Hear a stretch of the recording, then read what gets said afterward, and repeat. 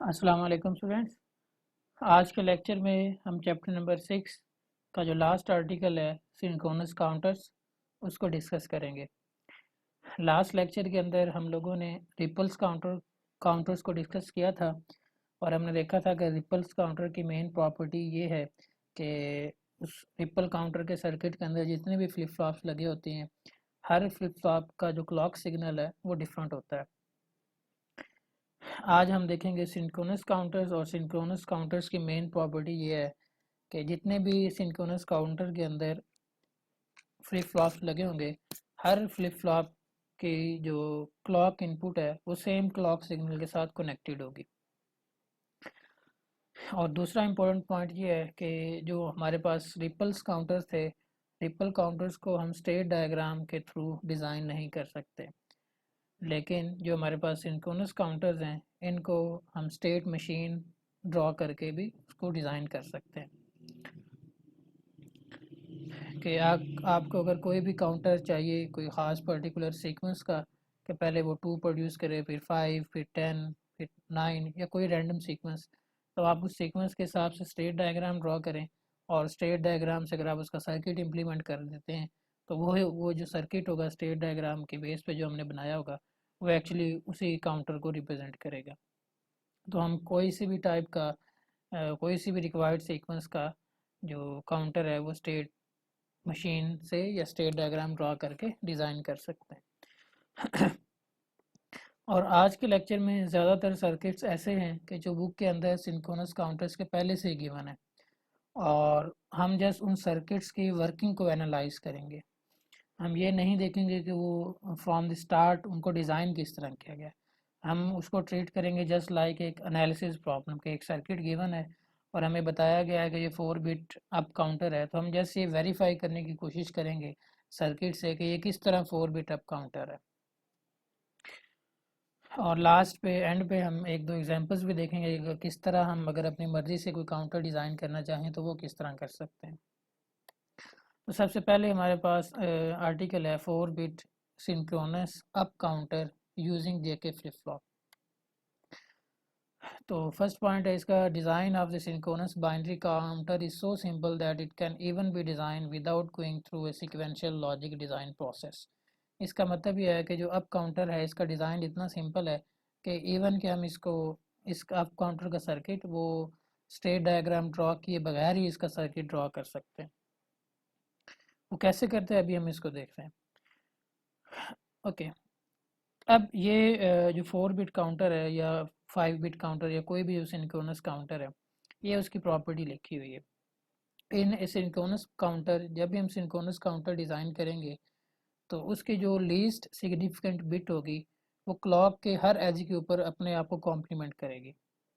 The flip flop in the least significant position is complimented with every pulse. जब भी जो least significant flip flop होगा वो clock के हर पॉजिटिव एज पे अपने आप की अपनी वैल्यू को कॉम्प्लीमेंट करेगा। उसके बाद लीस्ट सिग्निफिकेंट फ्लिप फ्लॉप के अलावा बाकी जितने भी फ्लिप फ्लॉप्स हैं सर्किट के अंदर आएंगे तो वो अपने आप को कॉम्प्लीमेंट उस टाइम पे करेंगे when all the bits in lower significant positions are equal to 1। कि एलएसबी बिट के अलावा बाकी जितने भी फ्लिप फ्लॉप्स होंगे वो अपनी वैल्यू को कॉम्प्लीमेंट करेंगे अगर उनसे जो लोअर वाले सारे फ्लिप फ्लॉप्स हैं वो 1 पे हैं। इन दोनों स्टेटमेंट्स का मतलब क्या है? हम अज्यूम करते हैं कि हमारे पास एक फ्लिप फ्लॉप है, उसके 4 आउटपुट्स हैं A3, A2, A1 और A0, और करंट स्टेट उस फ्लिप फ्लॉप की थी 0001। ओके, अब जब नेक्स्ट क्लॉक का एज जाएगा, नेक्स्ट क्लॉक का पॉजिटिव एज जाएगा तो नेक्स्ट स्टेट क्या बनेगी? तो अगर हम रूल नंबर 2 अप्लाई करें तो नेक्स्ट स्टेट जो भी होगी उसमें हमें पता है कि जो एलएसबी बिट है उस पर कॉम्प्लीमेंट उसने होना है, तो जो ये 1 है ये कॉम्प्लीमेंट हो जाएगा। और दूसरा, अब ये A0 इसने तो कॉम्प्लीमेंट होना है क्योंकि ये पॉइंट नंबर 2 के अकॉर्डिंग हर क्लॉक के पॉजिटिव एज के ऊपर जो एलएसबी बिट है वो कॉम्प्लीमेंट करेगी।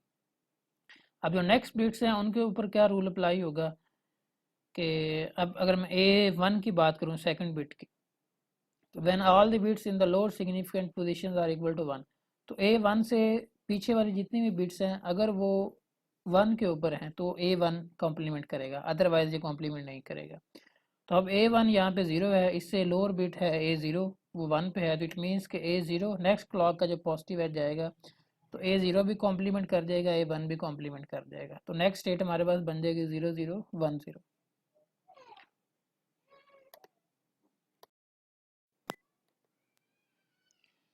तो हमारी ये स्टेट नेक्स्ट स्टेट बन गई 0 0 1 0। अब जब दोबारा क्लॉक का नेक्स्ट पॉजिटिव एज जाएगा तो अब ये किस तरह चेंज होंगे। जो A0 है इसमें तो कॉम्प्लीमेंट होना ही होना है।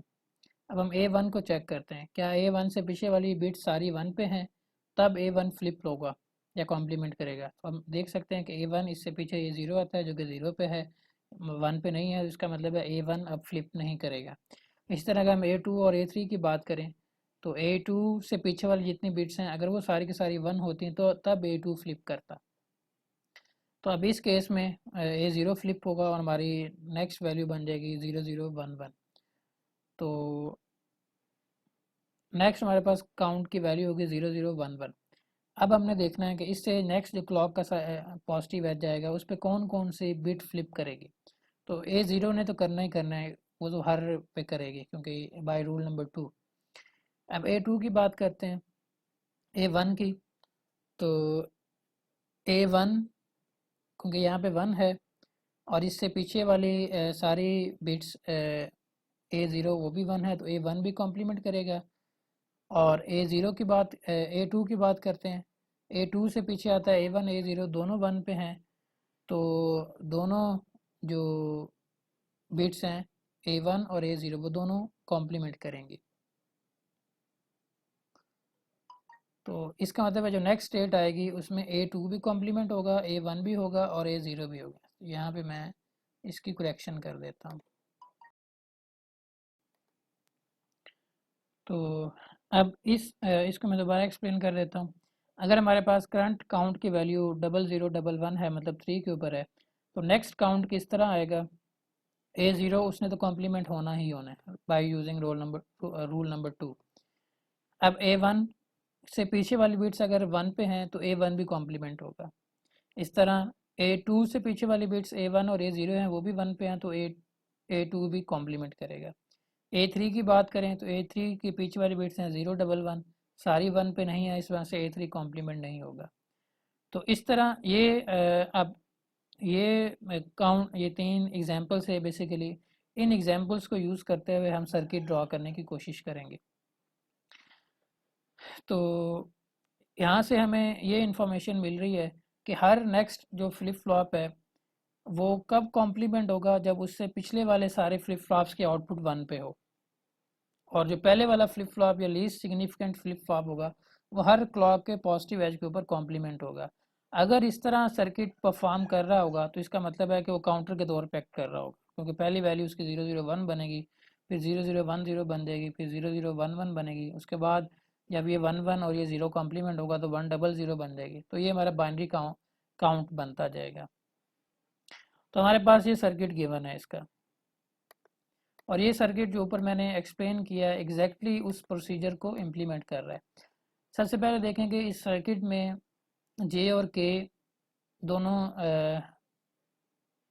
वो काउंट इनेबल के साथ कनेक्टेड है, और ये आप कह लें हमारे पास एक्सटर्नल इनपुट है काउंटर को स्टार्ट करने के लिए। और दूसरी बात सब नोट करें कि सब का जो क्लॉक सिग्नल है वो कॉमन है, सबका जो सी वाली इनपुट है वो कॉमन है। तो ये यहाँ से आप देख सकते हैं कि ये सिंक्रोनस काउंटर है हमारे पास। अब हम इसकी वर्किंग देखते हैं। तो जो हमारे पास लीस्ट सिग्निफिकेंट फ्लिप फ्लॉप है जेके, उसकी जे और के दोनों काउंट इनेबल के साथ कनेक्टेड है। तो ये एक्सटर्नल इनपुट है काउंटर को स्टार्ट करने के लिए। अगर हमारे पास काउंट इनेबल मतलब ये 1 होगा इनपुट तो जे पे भी 1 जाएगा, के पे भी 1 जाएगा। जब जे और के 1 1 होंगे A0 फ्लिप फ्लॉप के तो हर क्लॉक के पॉजिटिव एज के ऊपर A0 अपनी वैल्यू को कॉम्प्लीमेंट करेगा।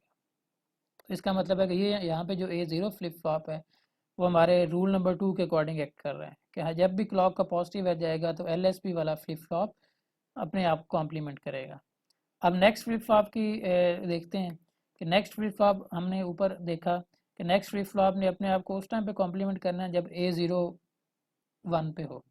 इसी तरह A2 अपने आप को उस टाइम पे कॉम्प्लीमेंट करना चाहिए जब A1 और A0 1 1 पे हो। A3 को उस टाइम पे कॉम्प्लीमेंट होना चाहिए जब A2 A1 और A0 ये सारे कॉम्प्लीमेंट पे हों। तो ये जो कंडीशन है रूल नंबर 3 वाली, ये हम इम्प्लीमेंट करते हैं इस एंड गेट के साथ। तो आप नोट करें कि काउंट इनेबल मतलब हमारे पास काउंट इनपुट 1 है कि हम चाहते हैं कि सर्किट एक्ट करे एज ए काउंटर के तौर पे। तो यहाँ पे एक एंड गेट लगा हुआ है, एंड गेट की एक इनपुट आ रही है A0 से। तो अगर A0 1 होगा और काउंट इनेबल ये दोनों 1 होंगे, काउंट इनेबल और A0 अगर ये दोनों 1 होंगे, तब इस जो एंड गेट की आउटपुट है वो A1 की J और K के साथ कनेक्टेड है। तो अगर ये A0 1 है, काउंट इनेबल 1 है, तब यहाँ पे 1 आएगा। 1 आने से क्या होगा कि J और K दोनों को 1 मिलेगा, तो A1 फ्लिप करेगा। इसी तरह नेक्स्ट देखें A2 वाले को, उसकी भी एक इनपुट इस पिछले वाले एंड से आ रही है और एक इनपुट यहाँ A1 से आ रही है। अगर ये पिछले वाले एंड की आउटपुट 1 होगी तो इसका मतलब होगा कि A0 भी 1 है, काउंट इनेबल भी 1 है। तो अगर यहाँ पे 1 आता है और ये A1 भी 1 है, तो इसका मतलब ये होगा कि ये एंड गेट उस टाइम पे 1 आउटपुट देगा जब A1 1 होगा, A0 1 होगा और काउंट इनेबल 1 होगा। तो अगर ये दोनों 1 होंगे तो A2 आपके पास फ्लिप करेगा। इसी तरह फिर A3 भी फ्लिप करेगा। तो ये हमारे पास 4 बिट का जो है ना वो काउंटर बन गया। और इसी तरह अगर हम यही ट्रेंड, यही एंड गेट आगे रिपीट करते जाएं तो हम 5 बिट, 6 बिट एंड 7 बिट के काउंटर्स भी वो भी डिज़ाइन कर सकते हैं। तो ये इस काउंटर को, ये जो हमारा सर्किट है, इसकी वर्किंग को एनालाइज करने का एक वे है। ये बाय इंस्पेक्शन है कि जस्ट हमने देखा कि बाइनरी काउंटिंग किस तरह होती है और उसी बाइनरी काउंटिंग को देखते हुए उसी तर्ज पे एक सर्किट इम्प्लीमेंट कर दिया। तो यहाँ पे हमने कोई स्टेट डायग्राम ड्रॉ नहीं की या कोई डिज़ाइन प्रोसीजर को प्रॉपरली फॉलो नहीं किया, जस्ट एक बाइनरी काउंटिंग के अंदर जो एक सीक्वेंस आ रहा था उसको ज़रा डिटेल उसका एनालिसिस किया और उसी सीक्वेंस को रेप्लिकेट कर दिया एक सर्किट की फॉर्म में। तो हमारे पास एक काउंटर का सर्किट बन गया। अब ये सर्किट को एनालाइज करने का एक वे है। सेकंड वे इसका एनालिसिस का ये है, वो थोड़ा लेंथी हो जाएगा कि आप इस जे और के हर फ्लिप फ्लॉप की जे और के की इक्वेशन लिख लें। फॉर एग्जांपल ये जे और के इक्वल होगा काउंट इनेबल के। इस तरह A1 का जो जे है वो इक्वल होगा काउंट इनेबल एंड A0। इस तरह के इसका इक्वल होगा काउंट इनेबल एंड A0। तो इस तरह आप हर जे और के फ्लिप फ्लॉप की जे और के जो इनपुट्स हैं उनकी इक्वेशंस लिख लें। जब आपके पास इक्वेशंस आ जाएंगी तो आप उन इक्वेशन से स्टेट टेबल ड्रॉ कर लें, जिस तरह नॉर्मली हम एक सीक्वेंशियल सर्किट का एनालिसिस परफॉर्म करते हैं कि आप हर फ्लिप फ्लॉप के इनपुट की इक्वेशंस लिखें, इनपुट इक्वेशन से आप स्टेट टेबल ड्रॉ करें। तो आप देखेंगे कि अगर आप ये वाली अप्रोच फॉलो करते हैं कि हर फ्लिप फ्लॉप के इनपुट की इक्वेशन लेके और उन बोलियन इक्वेशंस को यूज़ करते हुए आप स्टेट टेबल डिराइव करें, तो वहाँ पे हमारी प्रेजेंट स्टेट बनेंगे A3 A2 A1 और A0। तो आप देखेंगे कि present state exactly binary count को फॉलो कर रहा होगा कि पहले आउटपुट जी 0 0 होगी, फिर 0 0 1 होगी, फिर 0 0 1 0 होगी एंड सो ऑन। तो इस मेथड से भी कि आप इक्वेशन ड्राइव करें और इक्वेशन से टेबल ड्रॉ करें, वहाँ से भी आप वेरीफाई कर सकते हैं कि ये सर्किट एक्चुअली काउंटर के तौर पे एक्ट कर रहा है। लेकिन वो थोड़ा सा एक लेंथी प्रोसीजर हो जाएगा कि आपको पहले इक्वेशन ड्राइव करना पड़ेंगे, फिर इक्वेशन से truth table, state table implement करना पड़ेगा। तो ये हमने आप कह लें कि हमने 4 बिट सिंक्रोनस काउंटर का एनालिसिस किया जस्ट बाय इंस्पेक्शन। जस्ट हमने सर्किट को उसका देखा कि स्ट्रक्चर उसका किस तरह है और किस तरह वो काउंटिंग कर रहा है। तो ये हमारे पास था 4 बिट सिंक्रोनस काउंटर। नेक्स्ट है हमारे पास 4 bit synchronous up down counter using T flip flop. तो अप काउंटर वो एग्जैक्टली सेम। अब इस सर्किट में बेसिकली हम क्या करेंगे कि हम एक ऐसा सर्किट डिज़ाइन करने लगे हैं जो अप काउंटर के तौर पे बिहेव करे और डाउन काउंटर के तौर पे बिहेव करे। तो उसमें जो अप काउंटर वाला सर्किट है वो एग्जैक्टली हमारा यही होगा। आप अज्यूम करें कि इस जे के फ्लिप फ्लॉप को मैंने टी फ्लिप फ्लॉप के साथ रिप्लेस कर दिया। तो अगर आप इस जे के को टी के साथ रिप्लेस कर दें तो वे जो ये दो इनपुट्स हैं जे और के, यहाँ ये दोनों रिप्लेस हो जाएंगे एक सिंगल इनपुट टी के साथ, बाकी सारा का सारा सर्किट सेम रहेगा। तो इसका मतलब है अगर हम 4 बिट अप काउंटर बनाना चाहें यूजिंग टी फ्लिप फ्लॉप तो हमें जस्ट इस JK को T से रिप्लेस कर देना है इस सर्किट में। अब हम देखते हैं कि डाउन काउंटर का जो एक सीक्वेंस है वो कैसे बनता है। तो उसका भी सेम रूल है कि अगर आपने डाउन काउंटर बनाना है बाई जस्ट इंस्पेक्शन, कि आप डाउन काउंटर के सीक्वेंस को एनालाइज करें और उस सीक्वेंस को एनालाइज करते हुए उसी सीक्वेंस से अगर आप एक सर्किट ड्रॉ करने की कोशिश करें तो उसका क्या वे होगा, इसको हम कहते हैं बाई इंस्पेक्शन। तो आप अज्यूम, तो इसके भी ये दो रूल हैं। रूल नंबर 2 क्या है कि bit in the least significant position is always complement. तो अप काउंटर की तरह जो LSB बिट होगी वो हमेशा कॉम्प्लीमेंट करेगी। अब बाकी जो बिट्स हैं, जो हायर ऑर्डर के बिट्स हैं, वो कब कॉम्प्लीमेंट करेंगी? डाउन काउंटर के केस में, अगर उससे लोअर वाली बिट सारी की सारी ज़ीरो पे होंगे। फॉर एग्जांपल, ये हमारे पास अगर किसी करंट टाइम के ऊपर जो डाउन काउंटर है उसकी आउटपुट ये है 0100 और क्लॉक का पॉजिटिव एज आता है, और हम अब ये एनालाइज करना चाह रहे हैं कि जब क्लॉक का पॉजिटिव एज जाएगा तो ये करंट जो उसकी आउटपुट है वो कैसे चेंज होगी। तो हमें पता है कि अगर वो डाउन काउंटर है तो 0100 ये 4 का कॉम्बिनेशन है, तो नेक्स्ट जो काउंट आनी चाहिए वो 3 होने चाहिए, 0011। तो इस 4 से 3 में जाने के लिए हमें क्या क्या करना पड़ेगा?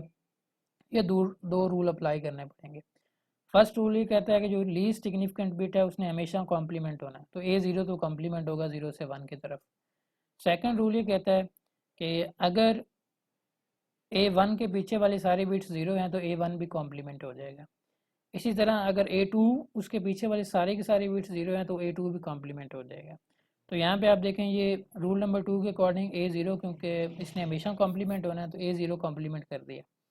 A1 बिट के पीछे सारी बिट्स जो कि A0 ही है वो 0 है, तो इस वजह से A1 भी कॉम्प्लीमेंट हो जाएगा। अब थर्ड बिट A2, इससे पिछले वाली दो बिट्स हैं A1 A0 दोनों 0 पे हैं, तो अब ये भी कॉम्प्लीमेंट कर जाएगी, तो 1 0 के अंदर कॉम्प्लीमेंट हो जाएगा। इसी तरह आगे किसी भी अब अगर हम इस सीक्वेंस को चेक करें 0011, तो यहाँ पे जब नेक्स्ट क्लॉक का एज जाएगा तो A0 इसने तो बाय डिफ़ॉल्ट कॉम्प्लीमेंट होना है।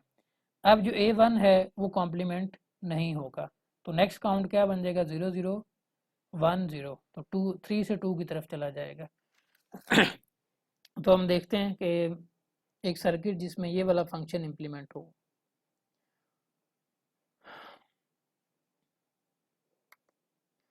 तो ये हमारे पास सेम सर्किट है। अगर आप एक दफ़ा ये डाउन वाला पोर्शन, ये जो डाउन एंड गेट और ये नॉट गेट, इसको इग्नोर कर दें, और ये जो सेकंड ये वाला एंड है, ये वाला एंड है, तो ये वाला एंड है, इसको इग्नोर कर दें, तो ये सर्किट एग्जैक्टली सेम है जो कि हमने इसको स्टडी किया। और इसकी जो अप आउट इनपुट है उस सर्किट की, वो इसकी काउंट इनेबल के इक्वल है, और JK इसका वहाँ से रिप्लेस हो गया T फ्लिप फ्लॉप के साथ। तो आप बेसिकली ये कह सकते हैं कि जो अप है ये काउंट इनेबल इनपुट है फॉर अप काउंटर। तो यहाँ से ये वाला जो सारा एंड गेट की कॉलम एक बना हुआ है, ये वाला, ये अप काउंटर के तौर पे काम कर रहा है, और ये वाला जो सर्किट है ये डाउन काउंटर के लिए। तो अभी सर्किट की ओवरऑल वर्किंग किस तरह है वो यहाँ पे इस एक्सप्लेन की गई है, क्योंकि यहाँ पे अब दो इनपुट्स हैं। अगर इस सर्किट में अप 1 हो और डाउन 0 हो तो ये सर्किट सिंक्रोनस अप काउंटर के तौर पर बिहेव करेगा। ये अप 1 है, अगर अप 1 होगा तो ये यहाँ पे 1 है, यहाँ पे नॉट गेट के आउटपुट पे 0 आएगा, और इस चाहे ये डाउन 1 है चाहे 0 है, उससे कोई फ़र्क नहीं पड़ेगा, यहाँ पे 0 आ जाएगा, ये एंड गेट की आउटपुट 0 होगी। जब इस एंड गेट की आउटपुट 0 होगी तो ये सारे जो कॉलम है, क्योंकि ये एंड है और इसके एक इनपुट 0 पे है, तो ये सारे 0 हो जाएंगे, और इस और गेट को इस डाउन की वजह से जस्ट 0 इनपुट मिल रही होगी। और जब अप 1 होगा, क्योंकि अब यहाँ पे भी 0 सेकंड इनपुट 0 पे आ रही है, और अगर अप 1 होगा तो T पे 1 जाएगा, अगर अप 0 होगा तो T पे 0 जाएगा। तो जब अप 1 होगा तो आप कह सकते हैं कि ये जो कॉलम है एंड वाला, ये तीनों एंड ये डिसेबल हो गए या इनका अब कोई इफेक्ट नहीं रहा। अप अगर 1 होता है तो इस T पे 1 जाएगा, क्योंकि ये 0 है और यहाँ पे 1 आ रहा है, तो A0 को A0 T फ्लिप फ्लॉप की T इनपुट जब 1 पे होगी तो A0 अपने आप को कॉम्प्लीमेंट कर देगा। अब अब ये अप काउंटर के तौर पे बिहेव कर रहा है। अगर ए ज़ीरो अब 1 पे होगा, अप 1 पे होगा, तो इस एंड गेट की आउटपुट 1 पे होगी और इसको 1 मिलेगा। जब इसको 1 मिलेगा तो ये अपने आप को कॉम्प्लीमेंट करेगा। इस तरह जब यहाँ पे एंड की आउटपुट 1 होगी और ये ए 1 पे 1 आएगा, तो इस टी फ्लिप फ्लॉप को 1 मिलेगा और ये अपने आप को कॉम्प्लीमेंट करेगा, एंड सो ऑन। तो ये हमारे पास अप काउंटर का बिहेवियर है कि जब अप 1 होगा, डाउन 0 होगा, तो ये सर्किट ओवरऑल अप काउंटर के तौर पे बिहेव करेगा। ओके, अगर अप को हम 0 कर दें, अप इनपुट 0 कर दें, डाउन को 1 कर दें, तो अब ये बिहेव करेगा डाउन काउंटर के तौर पे। अब ये देखें, अगर ये अप 0 हो गया, अप के 0 होने से क्या होगा कि इस एंड को 0 मिल जाएगा, तो ये भी आप कह लें कि इसकी आउटपुट 0 हो जाएगी, इसकी भी आउटपुट 0 हो जाएगी, इसकी भी आउटपुट 0 हो जाएगी। तो अब हर और गेट की जो फर्स्ट इनपुट है वो 0 पे होगी। अब इसका मतलब है कि आर गेट की आउटपुट वो कंट्रोल करेगी ये सेकंड इनपुट जो कि डाउन से आ रही है। अगर डाउन 1 होगा तो ये 0 था, यहाँ पे 1 आया, ये डाउन भी 1 है, तो इस एंड गेट की आउटपुट 1 हो जाएगी। जब ये 1 होगा और ये ए ज़ीरो इनिशियली 0 पे है, तो इसका जो कॉम्प्लीमेंटेड है ए ज़ीरो बार वो 1 पे होगा, तो वो यहाँ पे आएगा। तो ये डाउन भी 1 है, इधर से ए ज़ीरो बार भी 1 है, तो इस जो ये काउंटर है ये अपने आप कॉम्प्लीमेंट करेगा। डाउन काउंटर ने अपने आप को उस टाइम कॉम्प्लीमेंट करना है जब उससे पिछली वाली सारी बिट्स 0 पे हों। तो फर्स्ट वाले लीस्ट सिग्निफिकेंट ने तो हमेशा अपने आप को कॉम्प्लीमेंट करना है, लेकिन जो नेक्स्ट वाले फ्लिप फ्लॉप्स हैं डाउन काउंटर में वो अपने आप को उस टाइम पे कॉम्प्लीमेंट करेंगे जब उसकी प्रीवियस सारी इनपुट्स ए वाली जो आउटपुट्स हैं वो 0 पे हैं। तो यहाँ पे आप देख सकते हैं अगर ये डाउन 1 पे है और ए ज़ीरो 0 पे होता है, उस केस में ए ज़ीरो बार 1 पे होगा और ये टी फ्लिप फ्लॉप अपने आप को कॉम्प्लीमेंट कर देगा। तो अगर आप ए नॉट के रेफरेंस से देखें, अगर ए नॉट 0 होता है और डाउन 1 होता है, तब ए 1 अपने आप को कॉम्प्लीमेंट कर रहा है। इसी तरह जब डाउन 1 होगा तो अगर ए 1 0 पे होगा तब इसका कॉम्प्लीमेंटेड वर्जन जो ए 1 बार है वो 1 पे होगा। तो यहाँ से 1 मिलेगा, ए बार यहाँ से 1 आएगा, तब ये कॉम्प्लीमेंट करेगा। तो इट मीन्स के जो हर नेक्स्ट फ्लिप फ्लॉप है अगर उससे पिछले वाले फ्लिप फ्लॉप 0 पे हैं तब वो अपने आप को कॉम्प्लीमेंट करे। तो अगर इस तरह वो करता है तो वो एक्ट कर रहा है as a down counter, synchronous down counter के तौर पे। और उसके बाद अगर हम अप और डाउन दोनों को 0 0 कर दें तो 0 0 करने से क्या होगा कि जो काउंटर है वो मेमोरी स्टेट में चला जाएगा। अप को अगर आप 0 करें तो यहाँ पे ये 0 चला गया, डाउन को भी 0 करें तो इस आर गेट के दोनों इनपुट 0 पे हैं, तो हर टी फ्लिप फ्लॉप को आर गेट के आउटपुट पे 0 मिलेगा। और आपको पता है टी फ्लिप फ्लॉप की प्रॉपर्टी है अगर उसकी टी इनपुट पे 0 हो तो वो मेमोरी स्टेट में होता है। तो ए 0 फिर इस केस में चेंज नहीं होगी, ए 0 भी वही रहेगा, ए 1 भी वही रहेगा, ए 2 भी वही रहेगा, ए 3 भी वही रहेगा। तो हम कह सकते हैं कि जो काउंटर है वो सेम स्टेट के अंदर रहेगा, जो भी उसके ऊपर वैल्यू उसके आउटपुट के ऊपर आ गई है वो वही मेंटेन करेगा, उसको चेंज नहीं करेगा। और इसके बाद अगर आप अप को 1 कर दें, डाउन को 1 कर दें, दोनों 1 कर दें, तो ये अगेन अप काउंटर के तौर पर बिहेव करेगा। ये देखें अगर अप 1 हो तो इस और गेट को 1 मिल गया, और अब 1 होगा तो यहाँ से नॉट होके यहाँ पे चला जाएगा 0 पे, नॉट गेट की आउटपुट 0 हो जाएगी। अब इस एंड गेट की चाहे एक इनपुट भी अगर 0 पे है तो इसकी आउटपुट 0 पे हो जाएगी। तो चाहे डाउन 1 है चाहे डाउन 0 है उससे कोई फ़र्क नहीं पड़ेगा। तो अगर अप 1 है डाउन 1 है तो इसकी अप वाली इनपुट नॉट हो गई, यहाँ पे आएगी, वो 0 हो गया, और 0 और 1 यहाँ से आ रहा है एंड वो 0 हो गया। जब ये यहाँ पे 0 आएगा तो ये 0 इसको भी डिसेबल कर देगा, या इसकी आउटपुट को 0 कर देगा, इसकी भी आउटपुट को 0 कर देगा और इसकी भी आउटपुट को, और ये सारा का सारा सर्किट फिर अप काउंटर का सर्किट बन जाएगा दोबारा। तो ये हमारे पास इस सर्किट को एनालाइज, ये हमने इसका एनालिसिस परफॉर्म किया। तो आप ये कह सकते हैं कि बेसिकली ये जो हमने ये ऊपर वाले दो सर्किट्स डिज़ाइन किए हैं, ये जेके वाला और ये टी फ्लिप फ्लॉप वाला अप डाउन काउंटर, ये हमने जस्ट जो जिस तरह ये बाइनरी काउंटिंग चेंज होती है चाहे अप फॉर्म में चाहे डाउन फॉर्म में, उसी बाइनरी काउंटिंग की अप फॉर्म को और डाउन फॉर्म को उसके अंदर जो की पॉइंट्स थे उन्हीं को यूज़ करते हुए हमने उसको सर्किट इम्प्लीमेंट कर दिया। तो ये हमारा अब जो है ना अप डाउन काउंटर इस तरह काम करता है। अब एक तो ये इसको एनालाइज करने का ये वे था जो मैंने अभी एक्सप्लेन किया। सेकंड वे वो प्योरली मैथमेटिकल है। अगर आपको इस वे में जो मैंने अभी एक्सप्लेन किया उसमें कोई कन्फ्यूजन है तो सेकंड वे ये है कि आप हर जो टी फ्लिप फ्लॉप है इसकी भी इनपुट लिखें, इनपुट की इक्वेशन लिखें, इसकी भी लिखें, सेकंड वाले की भी, थर्ड की भी, फोर्थ की भी। टी आपके पास इनपुट की इक्वेशंस आ जाएंगी।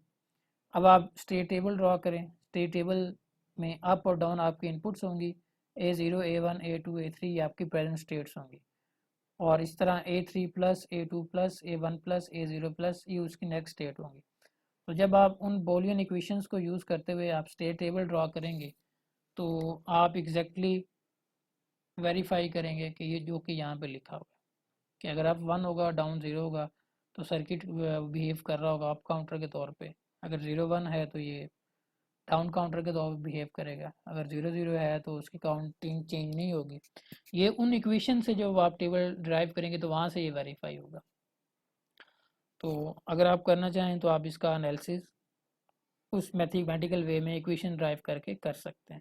लेकिन यहाँ पे जो हमने इसका एनालिसिस किया है वो जस्ट बाय इंस्पेक्शन के T1 पे हर फ्लिप फ्लॉप की टी इनपुट 1 पे है तो वो कॉम्प्लीमेंट करेगा, और अगर अप काउंटर के तौर पे बिहेव कर रहा है तो पिछली वाली इनपुट्स फ्लिप फ्लॉप के आउटपुट्स अगर 1 पे हैं तो वो कॉम्प्लीमेंट करेगा। अगर डाउन काउंटर के तौर पे बिहेव कर रहा है तो फिर उसकी पिछली वाली सारी फ्लिप फ्लॉप के आउटपुट 0 होनी चाहिए। तब अगर नेक्स्ट फ्लिप फ्लॉप की आउटपुट कॉम्प्लीमेंट होती है तो इसका मतलब है कि वो डाउन काउंटर के तौर पर बिहेव कर रहा है। तो ये जो इस तरह का एनालिसिस है ये बाय इंस्पेक्शन होता है कि हम जस्ट इंस्पेक्शन सर्किट की इंस्पेक्शन कर रहे हैं कि वो किस तरह काम कर रहा है। और समटाइम्स ये सिंपल सर्किट्स के लिए तो इस तरह हम एनालिसिस परफॉर्म कर सकते हैं जस्ट बाय इंस्पेक्शन। और समटाइम्स जब सर्किट्स ज़्यादा कॉम्प्लेक्स होते हैं तो उनका फिर एनालिसिस बाय इंस्पेक्शन वो फिर पॉसिबल नहीं रहता। फिर एक ही सोल्यूशन होता है कि चाहे सर्किट कॉम्प्लेक्स है या सिंपल है, आप जस्ट हर फ्लिप फ्लॉप की इनपुट्स की इक्वेशन लिखें और स्टेट टेबल ड्राइव करें और उसे स्टेट डायग्राम ड्रॉ कर लें तो वहाँ से आपको ये वर्किंग ज़्यादा क्लियर हो जाती है उस सर्किट की।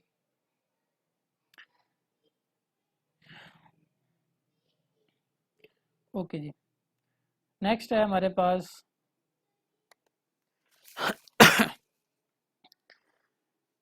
अब जिस तरह कि मैंने ऊपर स्टार्ट में बताया कि जो हमारे पास सिंक्रोनस काउंटर्स हैं उनको हम डिज़ाइन कर सकते हैं, हम उनको ट्रीट कर सकते हैं एज ए डिज़ाइन प्रॉब्लम। तो यहाँ पे एक आप कह लें ये पहली हमारी डिज़ाइन एग्जांपल है कि आप डिज़ाइन करें एक BCD सिंक्रोनस काउंटर। तो BCD काउंटर हमने BCD रिपल काउंटर भी पढ़ा था जो कि 0 से लेकर 9 तक काउंट करता है वो, लेकिन वो रिपल काउंटर था। अब यहाँ पे हम डिज़ाइन करने लगे हैं बेसिकली अब जो कि ऐसा काउंटर जो कि 0 से 9 तक काउंट करे। तो अभी हमारा डिज़ाइन प्रॉब्लम है। इसमें सर्किट आप कह लें कि स्टार्ट में नहीं गिवन था, ये ऊपर वाले दोनों केसी में तो सर्किट गिवन था, हमने उनका उस सर्किट का एनालिसिस किया जस्ट बाय इंस्पेक्शन। अब यहाँ पे आप कह लें कि हमारे पास वर्डिंग की फॉर्म में प्रॉब्लम गिवन है, हम खुद से उसका सर्किट डिज़ाइन करने लगे। तो अब ये हमारा सिक्वेंशियल सर्किट का डिज़ाइन प्रॉब्लम है, इसको आप ट्रीट कर सकते हैं कि अब हमारा एक डिज़ाइन प्रॉब्लम है।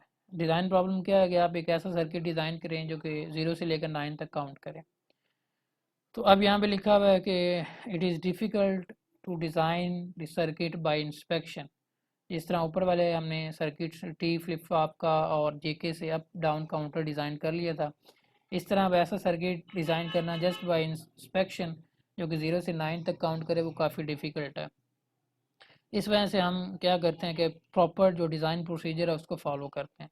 वो डिज़ाइन प्रोसीजर क्या है सिक्वेंशियल सर्किट का डिज़ाइन करने के लिए, सबसे पहले आप स्टेट डायग्राम ड्रॉ करें, उससे स्टेट टेबल ड्रॉ करें, स्टेट टेबल से फिर आप सर्किट इम्प्लीमेंट कर दें। तो अब हमने एक ऐसा काउंटर बनाना है जो कि 0 से 9 तक है, तो उसकी स्टेट डायग्राम ये बनेगी। पहली स्टेट चारों आउटपुट 0 होनी चाहिए क्योंकि 9 है, उसको रिप्रेजेंट करने के लिए 4 हमें बिट्स चाहिए, 4 आउटपुट्स होंगी। 0 0 के बाद जब क्लॉक कैच जाएगा तो नेक्स्ट पे 1 आना चाहिए, फिर नेक्स्ट क्लॉक कैच जाएगा उस पर 1 0 2 आ गया, फिर 3 4 5 6 7 8 और 9 के बाद उसको दोबारा 0 पे चले जाना चाहिए। तो ये हमारा आप कह लेंगे रिक्वायर्ड स्टेट मशीन है BCD काउंटर के लिए। अब बाकी काम सारा सिंपल है कि अब ये स्टेट मशीन है, हमने अब स्टेट कोड असाइन करने हैं और स्टेट टेबल ड्रा करना है, फिर इसको इम्प्लीमेंट करना है। तो अब हमारे पास 9 स्टेट्स हैं टोटल। तो 9 स्टेट्स को रिप्रेजेंट करने के लिए हमें एटलीस्ट 4 वेरिएबल चाहिए। अगर हमारे पास हम 3 वेरिएबल्स लें स्टेट वेरिएबल्स, तो उनसे हम 7 स्टेट्स तक को रिप्रेजेंट कर सकते हैं। जब 7 से 16 तक स्टेट्स चली जाएँ तो हमें 4 वेरिएबल्स चाहिए। तो इन स्टेट्स को रिप्रेजेंट करने के लिए हमारे जो प्रेजेंट स्टेट वेरिएबल्स है मैंने अज्यूम कर लिए वो ए बी सी डी हैं, और नेक्स्ट स्टेट वेरिएबल्स वो A plus B plus C plus और डी प्लस है। अब आप स्टेट टेबल ड्रा करें, A B C D present state, A plus B plus D plus next state. इस circuit में आउटपुट और कोई नहीं है, इसमें जो ए बी सी डी है वही हमारी आउटपुट है जो काउंटर की आउटपुट होगी। अब ये देखें, अगर हम 0 0 स्टेट में टेट्रा 0 पे, तो नेक्स्ट स्टेट हमारी 0 0 1 बन रही है, तो 0 0 1 1 यहाँ पे आ गई। इस तरह अगर हम 0 0 1 स्टेट में है तो नेक्स्ट स्टेट हमारी 2 स्टेट है। इस तरह अगर हमारी प्रेजेंट स्टेट 2 है तो नेक्स्ट हमारी 0 0 1 1 जो कि 3 स्टेट है। तो हमने जस्ट इसी ये जो स्टेट डायग्राम है इससे ये टेबल ड्रा कर दी। तो यहाँ पे देखें, क्योंकि 1 0 0 1 9 स्टेट पे गए तो दोबारा नेक्स्ट स्टेट 0 0 0 आ गई। अब हमारी 1 0 1 0 जो कि 10 बाइनरी में बनता है, डेसिमल वैल्यू 10, तो 10 वाली 10 अगर ए बी सी डी की वैल्यू 10 या 1 0 1 आती है तो उसकी कोई नेक्स्ट स्टेट नहीं है। तो हम यहाँ से जो 1 0 1 0 से टेट्रा 1 तक सारे जो नेक्स्ट स्टेट्स हैं वो डोंट केयर है। तो अब नेक्स्ट स्टेप ये हमारा, ये अब हमने क्या काम किया, स्टेट मशीन से जो काउंटर की थी उससे स्टेट टेबल ड्रा कर दिया। अब नेक्स्ट स्टेप ये है हमारे पास कि अब हमने स्टेट टेबल को इम्प्लीमेंट करना है, और इस स्टेट टेबल को इम्प्लीमेंट करने के हमने बड़े मल्टीपल वेज देखे हैं लेक्चर नंबर 17 में। तो यहाँ पे मैं अब क्या कर रहा हूँ, इसको इम्प्लीमेंट कर रहा हूँ using D flip flop and S O P के maps simplified S O P equations. तो अब हम क्या करें, A plus B plus D plus इन सब की ये के मैप ड्रॉ किए। के मैप से हर हमारे पास सारी इक्वेशंस आ गई, सिंप्लीफाइड इक्वेशन ए प्लस की, इस तरह बी प्लस की, ये सी प्लस का के मैप है और डी प्लस का। तो अब आपने जस्ट क्या करना है, अब आप इनसे जस्ट अज्यूमिंग कि मैं डी फ्लिप फ्लॉप से सर्किट बना रहा हूँ, तो ये A plus B plus C plus ये डी प्लस ये डी फ्लिप फ्लॉप के इनपुट्स पे अप्लाई कर दिए, और हमारी जो डी फ्लिप फ्लॉप के आउटपुट्स हैं वो हैं ए बी सी डी, और यही ए बी सी डी इधर आपको पता है कि कनेक्टेड है, ये ए यहाँ से कनेक्टेड है, ये बी यहाँ से कनेक्टेड है, ये सी यहाँ से कनेक्टेड है। तो अब ये जो का है ये हमारे पास सर्किट, अगर हम जो हमने डिज़ाइन किया है ये काउंट करेगा टेट्रा 0 से 1 0 0 1 तक, 0 से 9 तक काउंट करेगा। तो अब ये हमारा एक काउंटर का आप कह लें कि हमने खुद से सर्किट डिज़ाइन किया। ये जो ऊपर वाले हमारे पास काउंटर के सर्किट हैं इनको भी हम इसी तरह by using the state machine approach इनका भी सर्किट वो डिज़ाइन कर सकते हैं। बुक के अंदर एक इसी तरह BCD काउंटर का डिज़ाइन उन्होंने दिया हुआ है, लेकिन उन्होंने वहाँ पे इम्प्लीमेंट किया हुआ है यही BCD काउंटर जो 0 से लेकर 9 तक काउंट करता है उसको T फ्लिप फ्लॉप से इम्प्लीमेंट किया है। लेकिन मैंने यहाँ पे जो आपको एग्जांपल करवाई है डिज़ाइन एग्जांपल, इसमें D फ्लिप फ्लॉप से इनपुट इसको इम्प्लीमेंट किया है। अगर आप इसको T फ्लिप फ्लॉप से इम्प्लीमेंट करना चाहें तो फिर आपको पता है कि आपको स्टेट टेबल मॉडिफाई करना पड़ेगा, और जिस तरह के हम लोगों ने लेक्चर 17 या 18 के अंदर देखा। तो आप अब ये स्टेट टेबल आपके पास आ गया, आप इसको डी से भी इम्प्लीमेंट कर सकते हैं, टी से भी कर सकते हैं, जेके से भी कर सकते हैं। तो वो सारी डिज़ाइन टेक्निक्स अब आपको आती हैं। ओके, इस तरह हमारे पास अब ये है नेक्स्ट सर्किट, ये है जी binary counter with parallel load.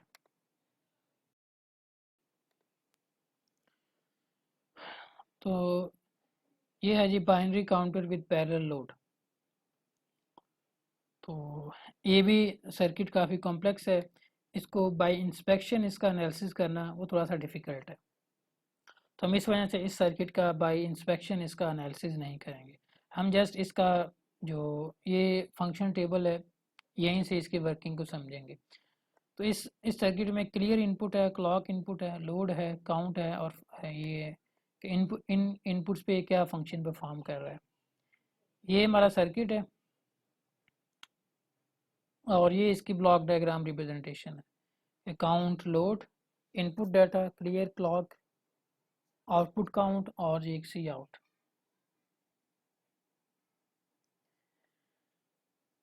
तो इस सर्किट का फंक्शन टेबल क्या है कि ये पूरा सर्किट ओवरऑल किस तरह बिहेव कर रहा है।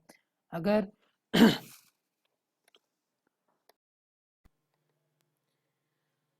अगर क्लियर इनपुट 0 पे है तो ये ए सिंक्रोनस इनपुट है, क्लॉक सिग्नल भी डोंट केयर हो जाएगा, लोड इनपुट भी डोंट केयर हो जाएगी, काउंट इनपुट भी डोंट केयर हो जाएगी। तो ये इसकी सबसे ज़्यादा हाईएस्ट प्रायोरिटी है।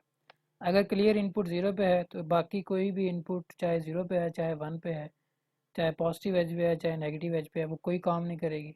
जो फ्लिप इस काउंटर की जो सारी आउटपुट है वो 0 पे क्लियर हो जाएंगी। इस तरह अगर क्लियर इनपुट 1 पे है तो क्लॉक का पॉजिटिव एज आता है और लोड इनपुट 1 पे होती है।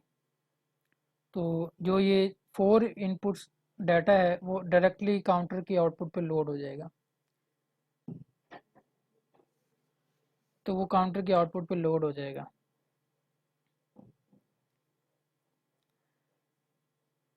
तो इसका मतलब है कि ये काउंटर इसके अंदर जो इनपुट डाटा है वो डायरेक्टली आउटपुट के ऊपर लोड हो रहा है।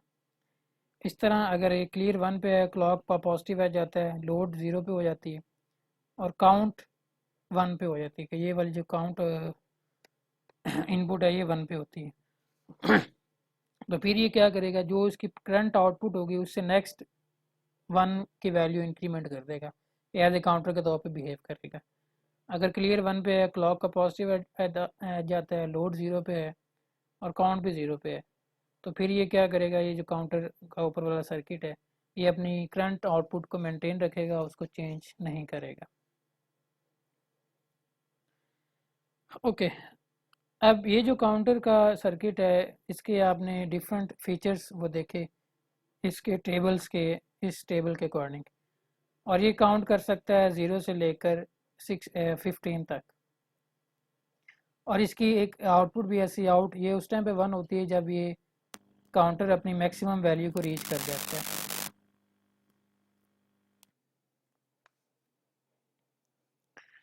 ओके, अब अगर मैं ये जो हमारे ये वाला सर्किट है इस सर्किट से BCD काउंटर इम्प्लीमेंट करना चाहूँ कि ऐसा काउंटर जो जैसे 0 से लेकर 9 तक काउंट करे, तो वो हम इस सर्किट से वो कर सकते हैं कि हमारे पास ये जो काउंटर है वो ये बनेगा कि हमारे पास ये वही काउंटर है जो ऊपर हमने स्टडी किया। उसकी काउंट इनपुट भी आप 1 पे कर दें, क्लियर भी 1 पे कर दें, क्लॉक सिग्नल अप्लाई कर दें और उसकी सारी इनपुट्स को 0 के साथ कनेक्ट कर दें।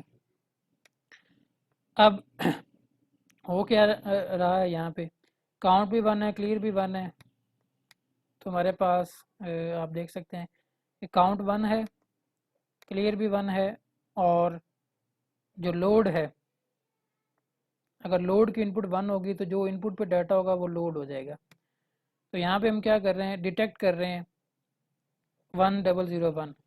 अगर A3 और A0 अगर ये दोनों इनपुट्स 1 पे होती हैं, A3 और A0, ये एक्चुअली इसी काउंटर की आउटपुट है। A3 और A0 अगर काउंटर के 1 पे, पहले काउंटर 00 से उसने काउंटिंग स्टार्ट की, पहले 00 से स्टार्ट की, फिर 001 आया, फिर 10 आया, फिर 11 आया। इस तरह काउंट करते करते जब वो 9 पे पहुंच जाएगा, जैसे ही वो 9 पे पहुंचेगा A3 भी 1 हो जाएगी उसकी आउटपुट और A0 भी 1 हो जाएगी। जब A3 और A0 दोनों 1 होंगी तो इस एंड गेट की आउटपुट 1 हो जाएगी। जब ये एंड गेट की आउटपुट 1 होगी तो इस एंड गेट की जो आउटपुट है वो लोड इनपुट के साथ कनेक्टेड है।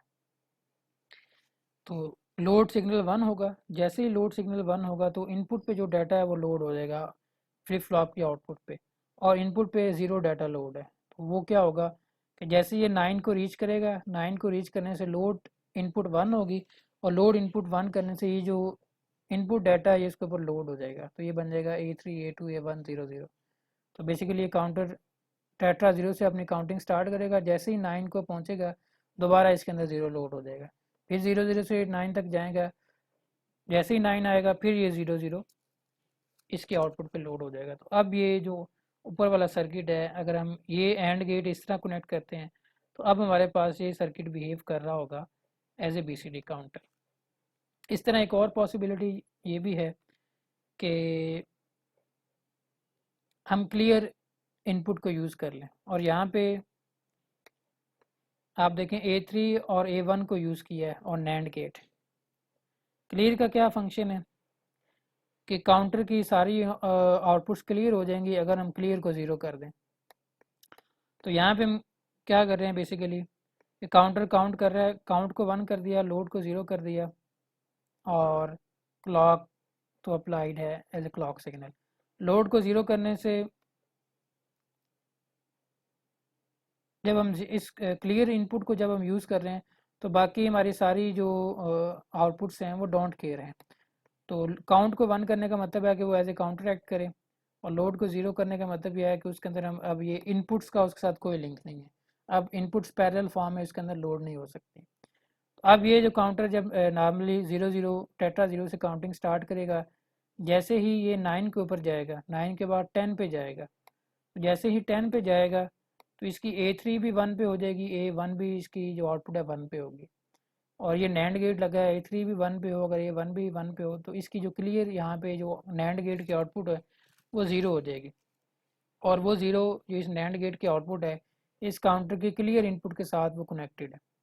तो जैसे ही ये जो काउंटर है 10 को रीच करेगा, 10 को रीच करेगा तो क्लियर इस नैंड गेट की आउटपुट 0 पे होगी। जब इस काउंटर की क्लियर इनपुट 0 पे जाएगी तो ये ऑटोमेटिकली ये A3 A2 A1 A0 ये सारी 0 हो जाएंगी। इसका मतलब है कि ये जो ब्लॉक डायग्राम है ये काउंटर को रीसेट कर रही है आफ्टर डिटेक्टिंग 10, और ये वाली डिटेक्ट कर रही है, रीसेट कर रही है आफ्टर डिटेक्टिंग 9।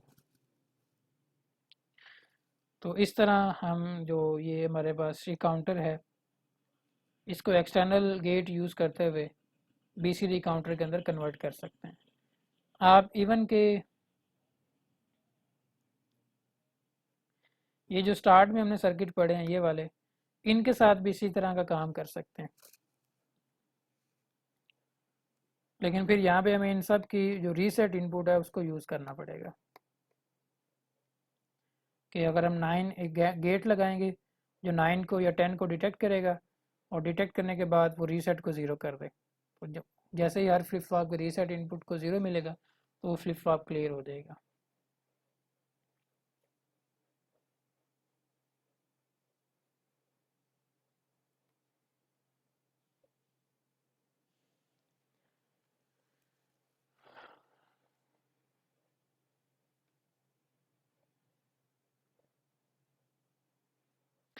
इसके बाद है कुछ स्पेशल पर्पस काउंटर। फर्स्ट सबसे पहला जो स्पेशल पर्पस काउंटर है वो है रिंग काउंटर। रिंग काउंटर ये इसकी स्कीमेटिक या ब्लॉक डायग्राम है। ये 2 बिट काउंटर है। आपको पता है 2 बिट काउंटर उसकी आउटपुट क्या होगी, पहले 0 0 आएगा, फिर 1 0 0 1 आएगा, फिर 1 0 आएगा, फिर डबल 1 आएगा, और इस काउंटर की आउटपुट पे आगे 2x4 डिकोडर लगा हुआ है। तो जब ये काउंटर 0 0 पे होगा तो इस डिकोडर की पहली वाली जो आउटपुट है T0 वो ऑन हो जाएगी। जब ये काउंटर 1 पे जाएगा तो T0 ऑफ होगी, T1 ऑन हो जाएगी। जब ये काउंटर 2 पे जाएगा 1 0 पे तो T2 ऑन हो जाएगी, और जब ये काउंटर 3 पे जाएगा तो T3 ऑन हो जाएगा, और यही सीक्वेंस बार बार रिपीट होता रहेगा, और एक टाइम पे सिर्फ एक T0 से T3 तक सिर्फ एक जो आउटपुट है वो ऑन होगी। तो अगर इसके हम वेव फॉर्म्स देखें तो ये इस तरह की बनेंगी इसकी वेव फॉर्म्स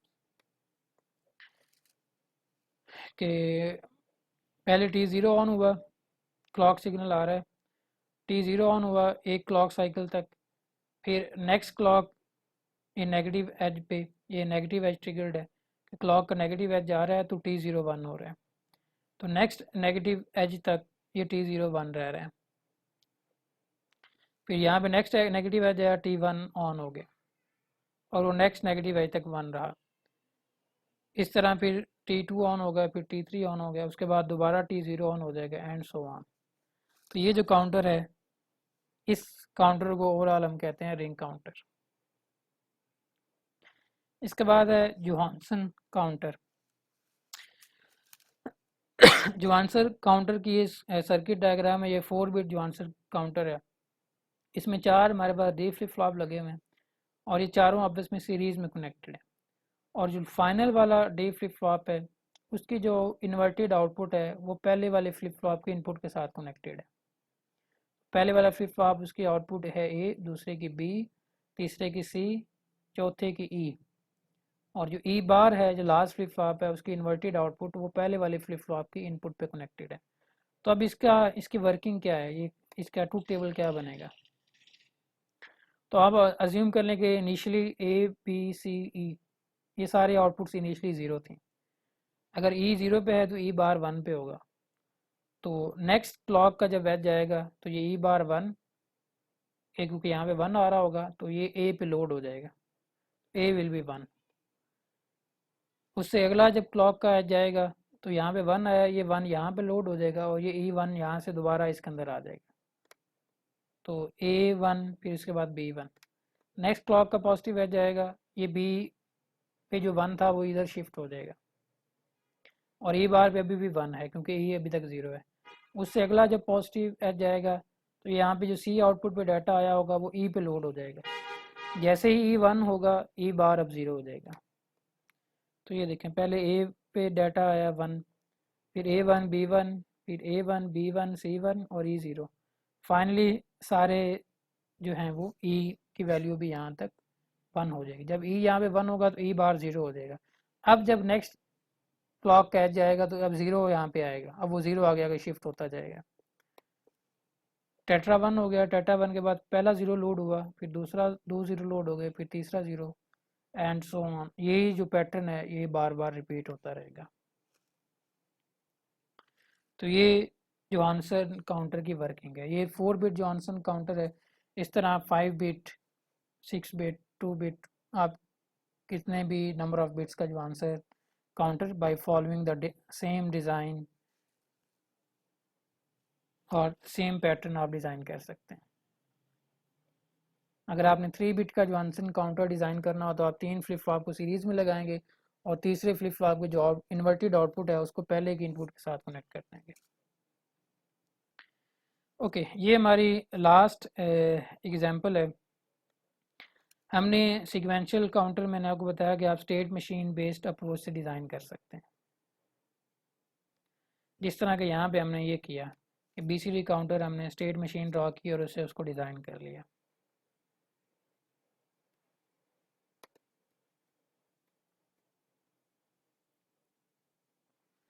अब यहाँ पे मैं ये जस्ट एक और एग्जांपल आपको देना चाह रहा हूँ कि किस तरह हम ये जस्ट लाइक सीक्वेंशियल सर्किट का एक डिज़ाइन प्रॉब्लम भी आप इसको ट्रीट कर सकते हैं।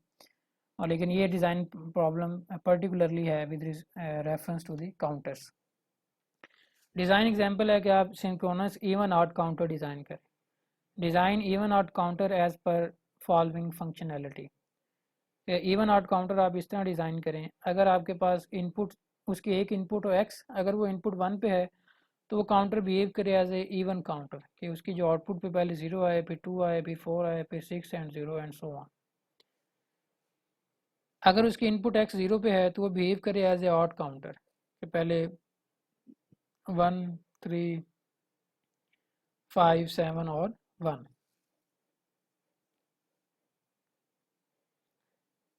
ये पैटर्न जो मैंने डिज़ाइन किया हुआ है, ये ऑड काउंटर, वो इससे रिवर्स पैटर्न पे किया है कि पहले सेवन आएगा, फिर फाइव आएगा, फिर थ्री आएगा, फिर वन आएगा और यही रिपीट होता रहेगा। तो लेट मी करेक्ट दिस। तो ये हमारे पास डिज़ाइन प्रॉब्लम की स्टेटमेंट है कि अगर उस काउंटर की एक्स इनपुट जो है वो वन पे हो तो वो काउंटर इवन काउंटर के तौर पे काउंट करे और उसकी ये काउंटिंग सीक्वेंस होनी चाहिए 0 2 4 6 0। और अगर वो एक्स की वैल्यू ज़ीरो हो तो वो ऑड काउंटर के तौर पर बिहेव करे और उसकी जो काउंटिंग सीक्वेंस है ऑड की, वो 7 5 3 1 7 एंड सो ऑन होनी चाहिए। तो मैक्सिमम आप देख सकते हैं कि काउंटर की आउटपुट्स कितनी होनी चाहिए। तो यहाँ पे इवन काउंट में मैक्सिमम वैल्यू 6 आ रही है और ऑड काउंट में मैक्सिमम वैल्यू 7 है। तो 7 को रिप्रेजेंट करने के लिए 3 बिट्स हमें चाहिए। तो अगर आप इसकी ब्लॉक डायग्राम बनाएंगे इस क्वेश्चन की, तो ये इवन आउट काउंटर, एक एक्स इनपुट है, क्लॉक इनपुट है, और 3 इसकी आउटपुट्स हैं, उनके मैंने लिख दिया Q2, Q1 और Q0। अब हम क्या करेंगे, हम इस सिंक्रोनस इवन आउट काउंटर की स्टेट डायग्राम ड्रॉ करेंगे और स्टेट डायग्राम के अंदर ये जो फंक्शनैलिटी डिफाइन की है इसको इम्प्लीमेंट करने की कोशिश करेंगे। तो ये हमारे पास इनिशियल स्टेट है 0। अगर इस पे x की वैल्यू 1 आती है तो वो 0 प्रोड्यूस करेगा।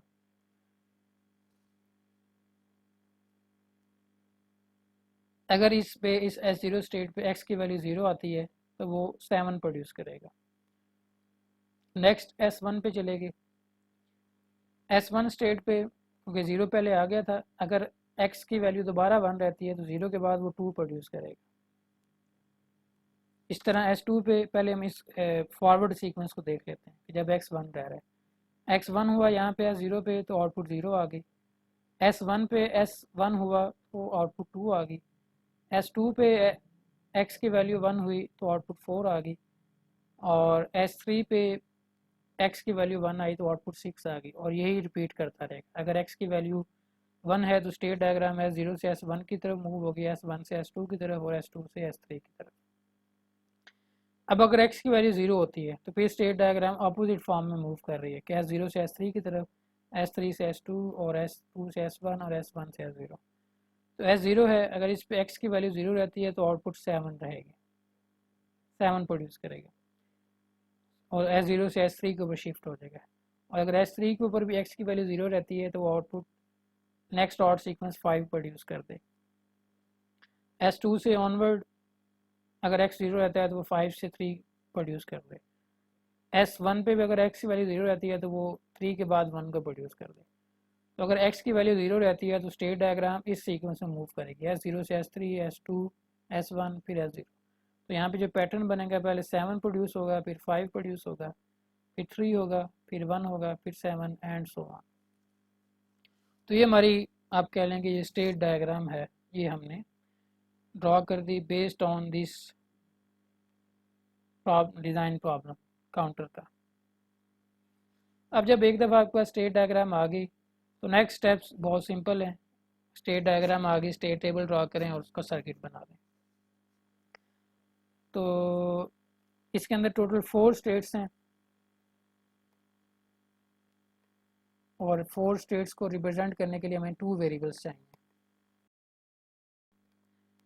अब क्योंकि हमारी स्टेट डायग्राम में टोटल 4 स्टेट्स हैं तो 4 स्टेट्स को हम 2 वेरिएबल के साथ रिप्रेजेंट कर सकते हैं। तो अब नेक्स्ट स्टेप ये है कि अब हमने स्टेट कोड असाइन करना है। S0 स्टेट वेरिएबल है भी, इसका कोड मैंने 0 0 रख दिया, S1 का 0 1, S2 का 1 0, S3 का 1 1। अब इस स्टेट डायग्राम को यूज़ करते हुए हमने स्टेट टेबल वो ड्रॉ करना है। वो किस तरह होगा उसकी आपको प्रैक्टिस हो चुकी होगी।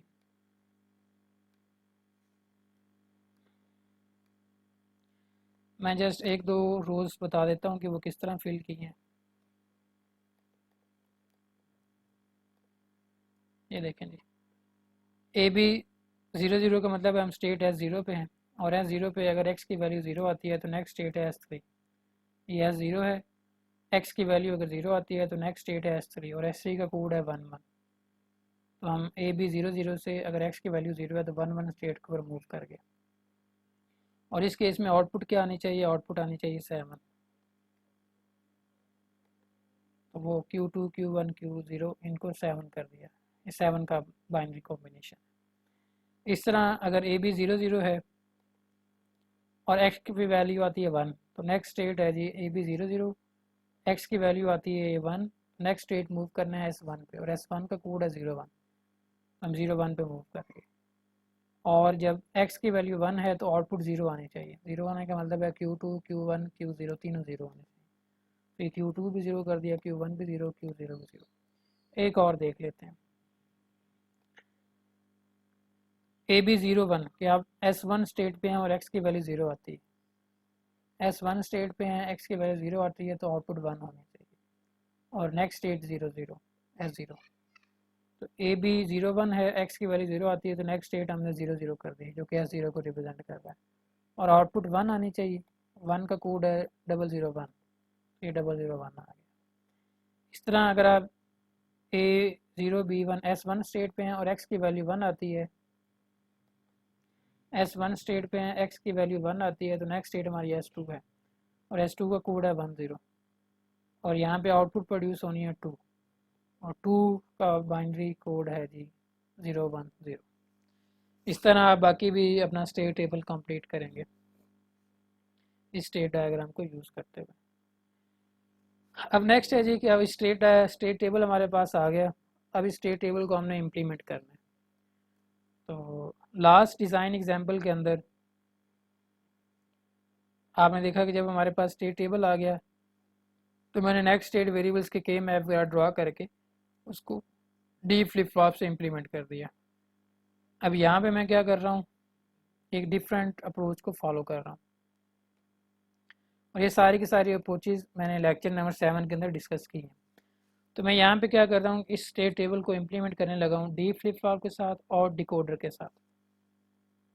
अब यहाँ पे भी कर सकते हैं कि आप नेक्स्ट स्टेट और आउटपुट्स के मैप ड्रा करें और उसको डी से इम्प्लीमेंट कर दें, जेके से कर दें, टी से कर दें। लेकिन यहाँ पे मैं जो टेक्निक या जो मेथड फॉलो कर रहा हूँ वो डी फ्लिप फ्लॉप यूज़ कर रहा हूँ और डिकोडर यूज़ कर रहा हूँ। तो जब आपने डिकोडर बेस्ड इम्प्लीमेंटेशन करनी होती है तो आपने ये देखना होता है कौन कौन से मिन टर्म्स 1 पे हैं।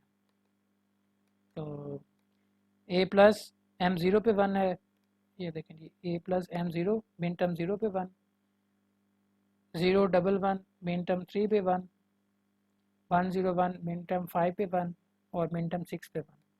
तो A6 या A+ का जो बोलियन इक्वेशन बनेगा यूजिंग SOP फॉर्म वो M0 और M3 और M5 और M6। इस तरह B+ की भी आपने इक्वेशन लिखनी है। अभी हमारे पास A+B+ ये नेक्स्ट स्टेट इक्वेशन है। अब हमने आउटपुट की इक्वेशन लिखनी है Q2 Q1 Q0। तो आउटपुट Q2 मिन टर्म 0 पे 1 है, मिन टर्म 5 पे 1 है, मिन टर्म 6 पे 1 है और मिन टर्म 7 पे। इस तरह बाकियों के भी आप लिख सकते हैं। अब जस्ट जब आपके पास ये इक्वेशन आ गई तो अब आप इसे सर्किट ड्रा कर लें। सर्किट की ड्राइंग का क्या मेथड है, ये हमारे पास 3x8 डिकोडर है। ए बी सी इसके इंटरनल वेरिएबल्स हैं। ए यहाँ पे जो है एक्सटर्नल कनेक्टेड है, ये फ्लिप फ्लॉप की आउटपुट है और बी यहाँ पे जो एक्सटर्नल कनेक्टेड है ये इस फ्लिप फ्लॉप की आउटपुट है और सी जो थर्ड इनपुट है लीस्ट सिग्निफिकेंट उस पर हमने एक्स अप्लाई किया। तो यहाँ पे जो इनपुट आपने जिस तरतीब से अप्लाई करनी है वो वही पैटर्न होना चाहिए जो कि ट्रूथ टेबल में ए एम एस भी है, बी उससे कम पोजीशन पे है और एक्स एल एस भी है। तो सेम पोजीशन आपने डिकोडर की यूज़ करनी है। ए डिकोडर की ए पे जो ए टेबल वाला है वो अप्लाई करना है, डिकोडर के बी पे जो बी वाला जो टेबल में बी है प्रेजेंट स्टेट उसको यूज़ करना है और ये सी इसकी एल एस भी है तो इस पर एक्स हमने अप्लाई कर दिया। अब जब डिकोडर की ये इनपुट्स ए बी एक्स होंगी तो ये मिन टर्म प्रोड्यूस करेगा M0 से M7 तक और A+ मिन टर्म किसके इक्वल है M0 और M3 M5 M6। तो यहाँ पे हमने M0 M3 M5 यहाँ पे M6 वो आ जाएगा। तो ये हमारा A+ इम्प्लीमेंट हो गया। इस तरह ये B+ इम्प्लीमेंट हो गया। तो नेक्स्ट स्टेट है आपको पता है वो फ्लिप फ्लॉप के इनपुट्स के साथ कनेक्टेड होती है और फ्लिप फ्लॉप की जो आउटपुट है अगर ये A+ इसकी इनपुट है तो इसकी आउटपुट A होगी और अगर B+ है तो इसकी आउटपुट B होगी। इस तरह आप ये Q2 उसकी आपने मिन टर्म के फॉर्म में इक्वेशन इम्प्लीमेंट कर देंगे। वो क्या है M0 M6 M5 M6 M7। तो हम आप एक और गेट यूज़ कर लें 4 इनपुट वाला, एक इनपुट उसकी M0 दूसरी M5 फिर M6 फिर M7। इस तरह Q1 पे इस इक्वेशन के अकॉर्डिंग इम्प्लीमेंट, Q0 पे इस इक्वेशन के मुताबिक इम्प्लीमेंट कर दिया। तो ये हमारा जो इवन आउट काउंटर है इसका ये फाइनली ये सर्किट हमने डिराइव करके इसको इम्प्लीमेंट कर दिया। अभी सर्किट के अंदर मैंने डी फ्लिप फ्लॉप यूज़ किया और डिकोडर यूज़ किया। आप सेम स्टेट टेबल को टी फ्लिप फ्लॉप से यूज़ कर सकते हैं, जेके यूज़ कर सकते हैं। डिकोडर की जगह आप कोई एक फ्लिप फ्लॉप यूज़ कर लें, डिकोडर की जगह आप के मैप की इक्वेशंस वाला सर्किट वहाँ से बना लें मक्स यूज़ कर लें, POS फॉर्म वाली इक्वेशंस यूज़ कर लें। तो ये सारी की सारी जो डिफरेंट वेज़ हैं स्टेट टेबल को इम्प्लीमेंट करने के, ये हमने लेक्चर 17 में डिस्कस किए थे। उनमें से एक वे डिकोडर और डी फ्लिप फ्लॉप को यूज़ करते हुए मैंने इस सर्किट, इस प्रॉब्लम का जो है, इस डिज़ाइन प्रॉब्लम का सर्किट वो इम्प्लीमेंट कर दिया।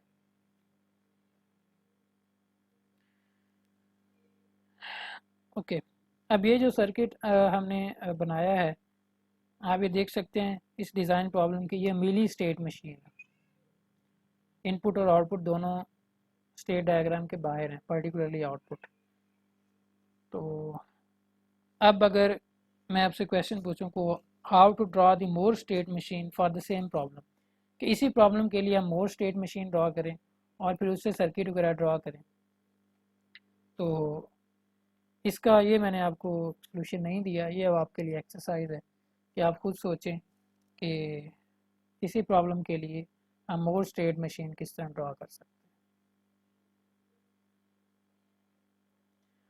और ये हमारा इस लेक्चर, आज के लेक्चर के बाद हमारा लास्ट लेक्चर था, हमारा जो DLD का सी एस वाले जो DLD पढ़ते हैं उसके कोर्स कंटेंट्स वो कंप्लीट हो गए।